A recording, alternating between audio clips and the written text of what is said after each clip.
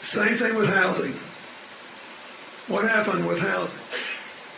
When the crash happened way back in 2008, people started moving and couldn't make a living.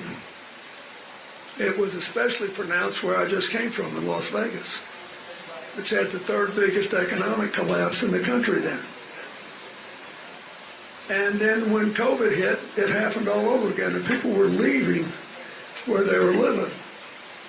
And what happened? A lot of these big financial institutions came in and swooped up the houses, bought them for nothing, and then when people wanted to rent or buy, the price was going through the roof because the economy was growing. But the people that needed to live there hadn't had any time to build up savings. So what did Kamala say?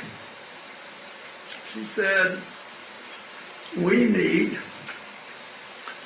to build more houses.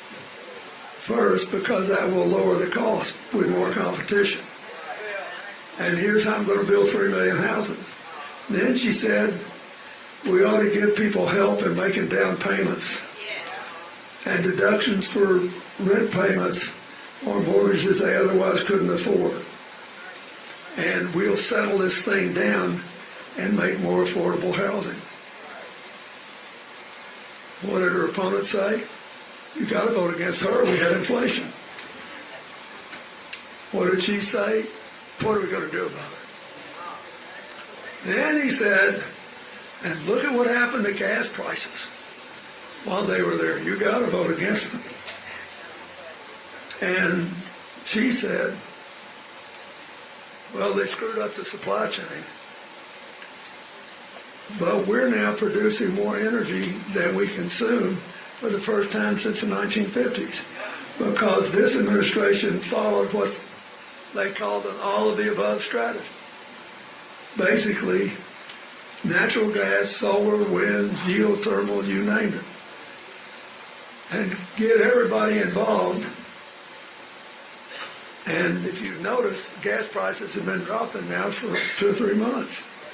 They'll keep going down. What did he promise? He promised the oil industry, if you'll give me $1 billion, I will reverse every single solitary energy change that was made under Joe Biden. I will get rid of the efforts for making it solar power and wind power and energy efficiency. I'll get rid of all of it. What does that mean? Your power bills are going to go back up. You can pay for it, and he'll think of some way to badmouth somebody else by the time you notice. So what did she say? Let's solve the problem. What did he say? Let's find somebody to blame. I'm telling you, if you want a president to do a real job, you have to find somebody who will take responsibility and find a better way.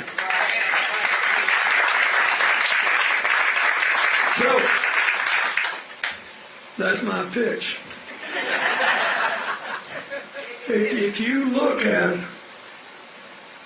the price gouging proposal, the housing proposal, and the energy policy, and Trump's lack of anything to compare with price gouging, any kind of energy housing policy, and to make the energy problem actually worse, this is not an easy, a hard problem. The choice is clear, unless you don't want a solution, unless you want to keep people miserable, unless you think you can blame your way to kingdom come.